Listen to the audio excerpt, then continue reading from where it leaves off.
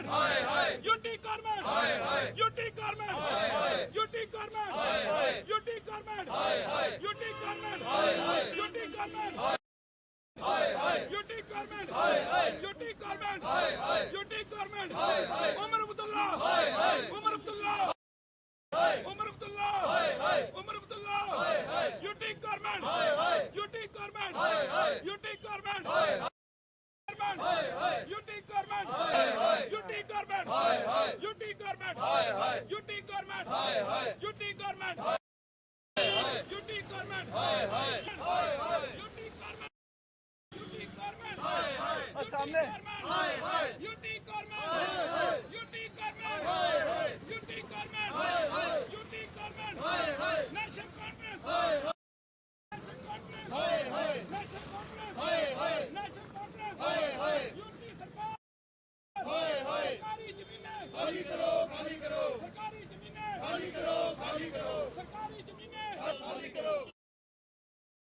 जी देखिए, 13 तारीख को विधानसभा के अंदर विधायक विक्रम रंधावा ने एक बात कही और कहने से पहले कहा कि मैं सच कहूंगा, और उसके बाद जो है कई लोगों को मिर्ची लगेगी।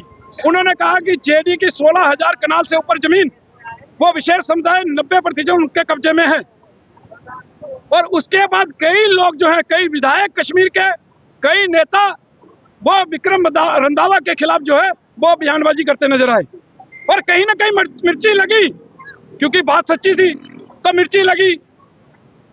हम ये मुद्दा लेकर पहले भी सड़कों के ऊपर रहे हैं, चाहे वो भगवती नगर के नीचे का इलाका हो जिसको गोल गुजराल कहते हैं, बेली चराना हो, चाहे सुंजवा, बटिंडी, चौहादी, चाटा हो, उसके अलावा सिदड़ा और उसके बाद बजालता हो, खानपुर हो, और नेशनल हाईवे 44 नगरोटा के दाहिनी साइड वाली जमीन हो, चाहे वो कोट बरवाल हो, हर जगह सरकारी जमीन के ऊपर कब्जे हुए हैं।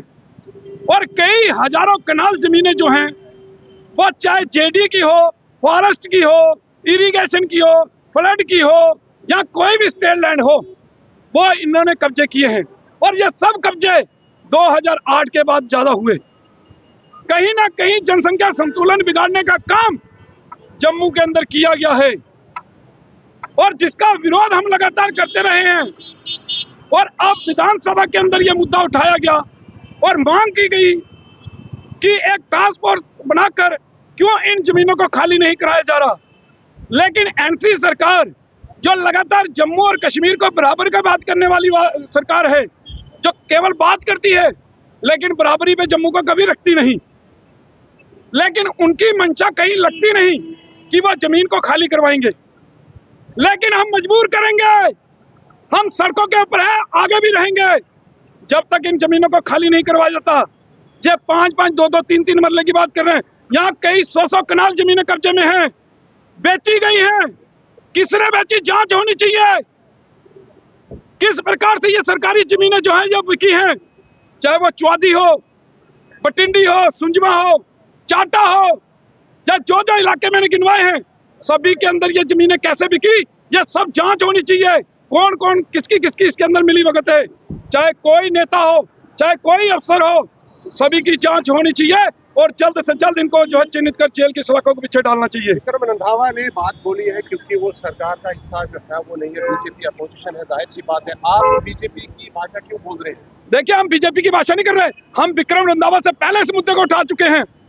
गोल गुजराल के अंदर एक कमरे के अंदर मस्जिद चलती थी, कई कनाल के अंदर बना दी गई, जो अभी भी जो है वो कोर्ट के अंदर केस है, उसका लैंटर नहीं डाला अभी तक। वो लड़ाई हम लड़ रहे हैं। क्यों कैसे ऐसे कब्जे किए गए, किसकी मंशा से किए गए, किसने कब्जे करवाए?